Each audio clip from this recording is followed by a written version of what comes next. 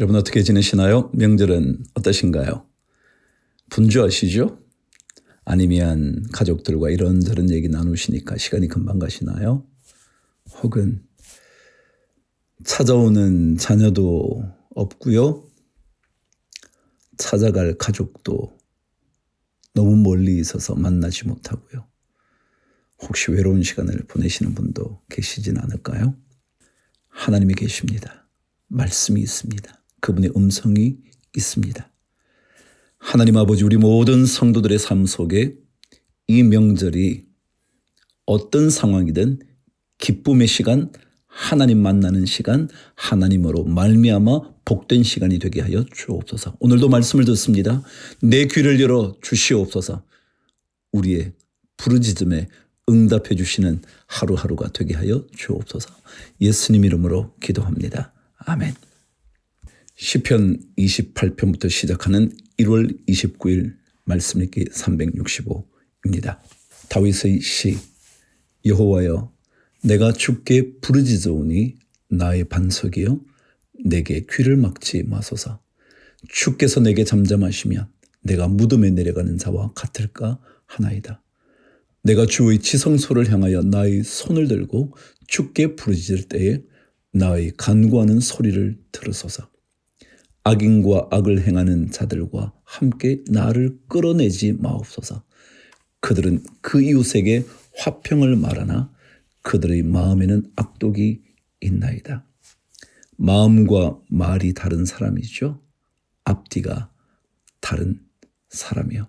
한결같지 않은 사람이요. 이런 사람 하나님이 싫어하시죠. 그들이 하는 일과 그들의 행위가 악한 대로 갚으시며 그들의 손이 지은 대로 그들에게 갚아 그 마땅히 받을 것으로 그들에게 갚으소서.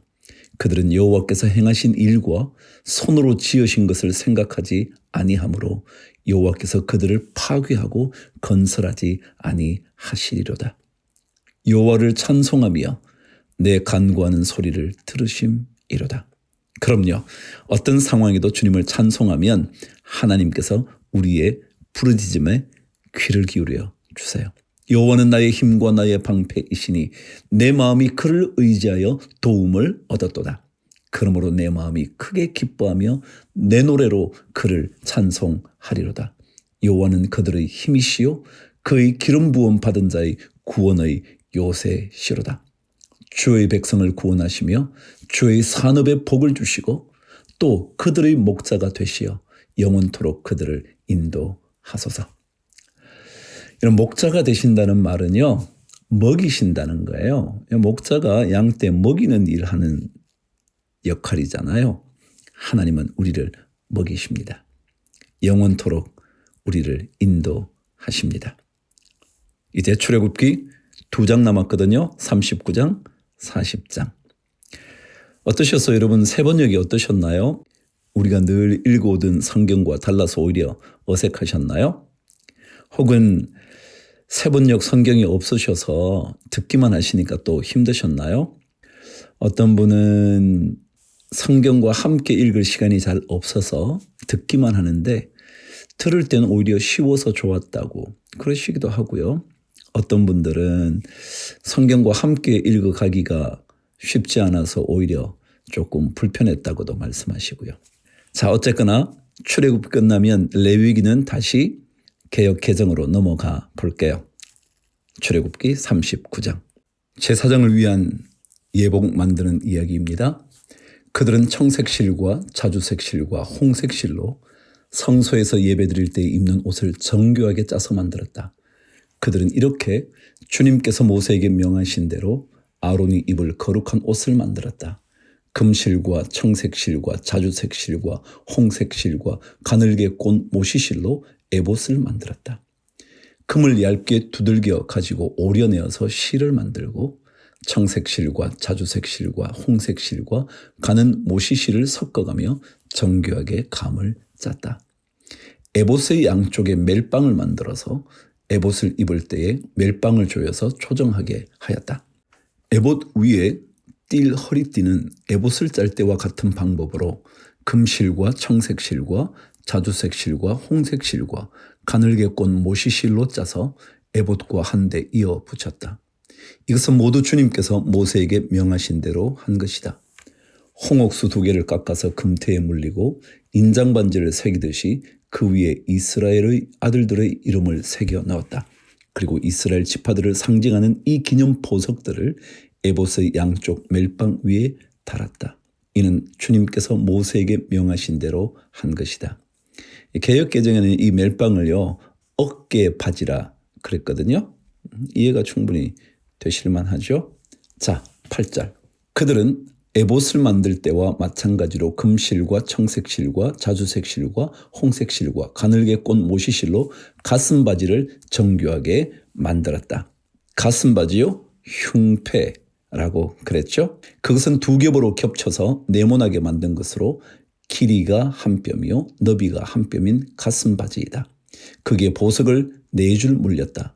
첫째 줄에는 홍보석과 황옥과 취옥을 받고, 둘째 줄에는 녹주석과 청옥과 백수정을 받고, 셋째 줄에는 풍신자석과 만호와 자수정을 받고, 넷째 줄에는 녹주석과 얼룩만호와 벽옥을 받고, 이 보석들을 모두 금태에 물렸다. 이 보석들은 이스라엘의 아들들의 수대로 12이었는데 인장 반지를 새기듯이 보석마다 각 사람의 이름을 새겨서 이 보석들로 12지파를 나타내게 하였다. 여러분, 한 보석마다 한 지파의 이름, 르우벤, 시므온, 레위, 유다 이렇게 막 계속 적어 놓은 거겠죠. 15절. 가슴 바지를 가슴에 매달 사슬은 순금으로 노끈처럼 꼬아서 만들었다. 금태 2개와 금고리 2개를 만들어서 그 2고리를 가슴바지의 양쪽 끝에 달았다. 금사슬 2개를 꼬아서 가슴바지 양쪽 끝에 있는 2고리에 매었다.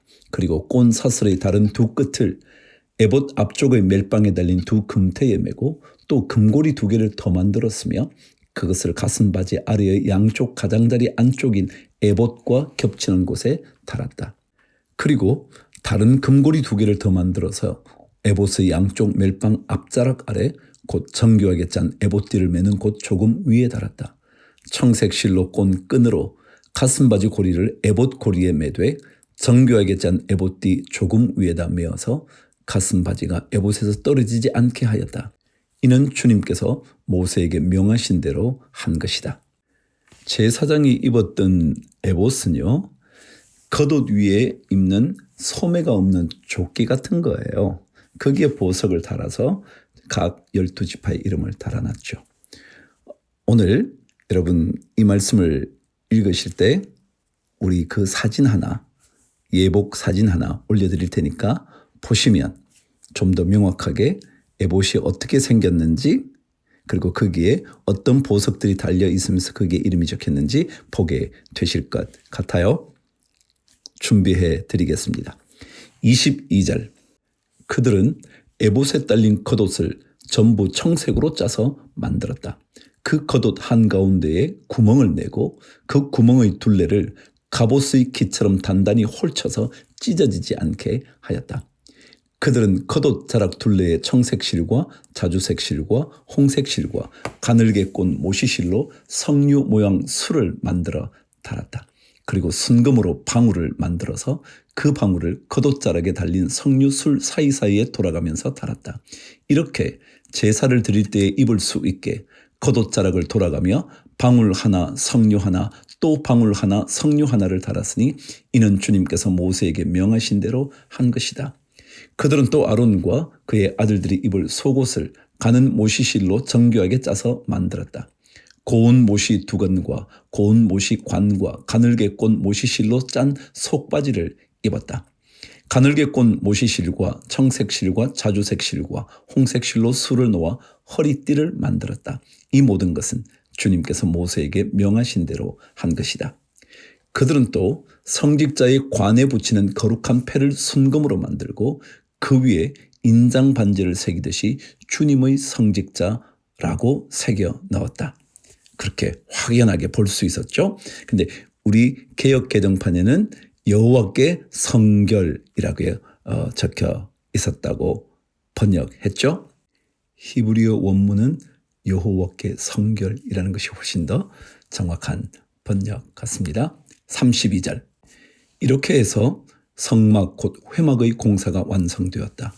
이스라엘 자손은 주님께서 모세에게 명하신 모든 것을 그대로 다 하였다. 그런 다음에 그들은 성막을 모세에게 가져왔으니 이는 천막과 거기에 딸린 모든 기구 곧 갈고리와 널빤지와 가로다지와 기둥과 밑받침과 붉게 물들인 수량 가죽 덮개와 돌고래 가죽 덮개와 칸막이 휘장과 증거궤와 그것에 딸린 채와 속죄 판과 상과 그 밖의 모든 기구와 상에 차려놓을 빵과 순금 등잔대와 거기에 얹어놓을 등잔들과 그 밖의 모든 기구와 등잔용 기름과 금제단과 예식용 기름과 분향할 향과 장막 어귀의 휘장과 놋제단과 거기에 딸린 놋 그물과 놋제단을 옮기는 데 쓸 채와 모든 기구와 물두멍과 그 받침과 뜰의 휘장과 그 기둥과 밑받침과 뜰의 정문 휘장과 그 줄과 말뚝과 성막 곧 회막에서 예배를 드릴 때에 쓰는 모든 기구와 성소에서 예식을 올릴 때 입는 잘 짠 옷 곧 제사장 아론의 거룩한 옷과 그 아들들이 제사장 일을 할 때에 입는 옷들이다. 이스라엘 자손은 주님께서 모세에게 명하신 모든 것을 그대로 하여 일을 완수하였다. 마지막 절이 43절이네요. 모세가 그 모든 일을 점검하여 보니 그들이 주님께서 명하신 그대로 하였으므로 그들에게 복을 빌어 주었다. 자, 마지막 40장 할게요. 이제 그 성막을 하나님께 드려야죠. 주님께서 말씀하셨다. 너는 첫째 달 초하루에 성막 곧 회막을 세워라. 그리고 거기에 증거궤를 들여놓고 휘장을 쳐서 그 궤를 가려라. 지성소 안에 집어넣는 거죠. 또 너는 상을 가져다가 격식대로 차려놓고 등잔대를 가져다가 그 위에 등잔불을 올려 놓아라.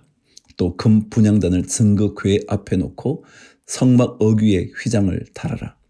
번제단은 성막 곧 회막 어귀 앞에 가져다 놓아라. 회막과 제단 사이에는 물두멍을 놓고 거기에 물을 채워라. 회막 주위로 울타리를 만들고 거기에 휘장을 치고 동쪽 울타리에다 낸 정문에는 막을 들여오라. 성막의 입구는 동쪽으로 되어 있어요. 근데 거기 앞에 휘장이 막이 쳐져 있었죠. 9절 너는 예식용 기름을 가져다가 성막과 거기에 딸린 모든 것에 발라서 성막과 그 모든 기구를 거룩하게 구별하여라. 그러면 그것이 거룩하게 될 것이다. 너는 번제단과 그 모든 기구에 기름을 발라 제단을 성별하여라. 그러면 제단이 가장 거룩하게 될 것이다. 너는 물두멍과 그 밑받침에 기름을 발라 그것들을 성별하여라. 12절 너는 아론과 그의 아들들을 회막 어귀로 데려다가 목욕을 하게 하여라. 그리고 너는 아론에게 거룩한 옷을 입게 하고 그에게 기름을 붓고 그를 거룩하게 구별하여 제사장으로서 나를 섬기게 하여라. 그의 아들들을 데려다가 그들에게 속옷을 입혀라.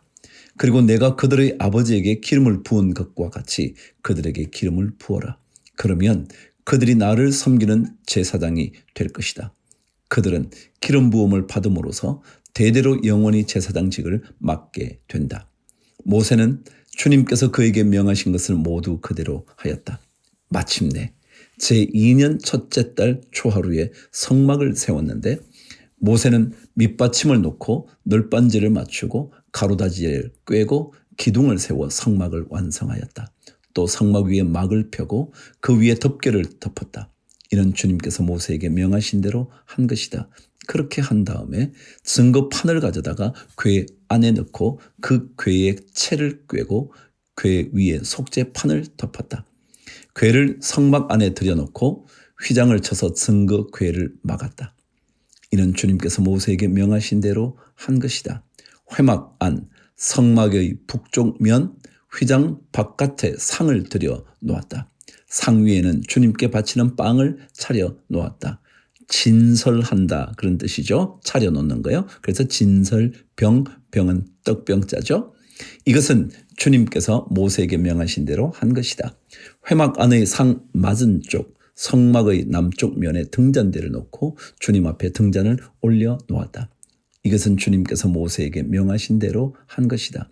금제단을 회막 안 휘장 앞에 들여놓고 그 위에 향기로운 향을 피웠다. 이것은 주님께서 모세에게 명하신 대로 한 것이다. 또 성막 어귀 위에 막을 달고 성막 곧 회막 어귀 위에 번제단을 놓고 그 위에 번제물과 곡식 제물을 바쳤다. 이것은 주님께서 모세에게 명하신 대로 한 것이다. 회막과 제단 사이에 물두멍을 놓고 거기에 씻을 물을 채웠다. 모세와 아론과 아론의 아들들이 그 물로 손과 발을 씻었는데 회막에 들어갈 때와 단에 가까이 갈 때에 그렇게 씻었다. 이것은 주님께서 모세에게 명하신 대로 한 것이다. 울타리를 만들어서 성막과 제단을 둘러싸고 동쪽 울타리에다가 낸 정문에는 막을 달아 가렸다. 이렇게 모세는 모든 일을 다 마쳤다. 34절. 그때의 구름이 회막을 덮고 주님의 영광이 성막에 가득 찼다. 모세는 회막에 구름이 머물고 주님의 영광이 성막에 가득 찼으므로 거기에 들어갈 수 없었다. 이스라엘 자손은 구름이 성막에서 거치면 진을 거두어 가지고 떠났다. 그러나 구름이 거치지 않으면 거칠 때까지 떠나지 않았다. 그들이 길을 가는 동안에 낮에는 주님의 구름이 성막 위에 있고 밤에는 구름 가운데 불이 있어서 이스라엘 온 자손의 눈앞을 밝혀 주었다. 여러분, 하나님께서 출발하지 못하게 하시면 그들은 계속 머물러 있었어요. 혹시 여러분과 저의 삶에 주님께서 지금은 떠날 때가 아니라며 계속 머물러 있게 하시는 것은 아닐까요? 혹은 무언가 이루어지지 않는다면 너 잠시 여기에 머물러 있어야 해. 나중에 내가 그 일 이루어 줄게. 기다리라고 하신다면 여러분 기다리실 수 있을까요? 오늘 말씀은 그러나 구름이 거치지 않으면 거칠 때까지 떠나지 않았대요. 나가지 않았대요. 진행하지 않았대요. 우리 기다릴 줄 아는 은혜가 있게 되기를 바랍니다. 왜냐하면 하나님은 기다리는 것도 하나님의 응답 중에 하나거든요. 길을 가는 동안에 주님께서 구름 기둥, 불 기둥으로 그리고 때때는 멈추심으로 우리를 여전히 인도하고 계시거든요. 자, 출애굽은 여러분과 저를 건져내어 세상 속에서 건져내어 예배하게 하시는 하나님의 놀라운 이적들을 기록해 두었습니다. 세상에서 하나님께 예배하는 것은 기적입니다. 세상 속에서 우리가 하나님을 예배하는 사람으로 산다는 것은 놀라운 출애굽의 역사입니다. 그것은 하나님의 백성에게 복 주시려는 하나님의 계획, 놀라운 계획입니다. 자, 출애굽기 여러분 잘 달려오셨습니다. 내일부터 레위기 한번 보시죠. 예배하게 하시는 하나님, 그분의 이야기를 또 들어보시죠. 주를 위하여 화이팅!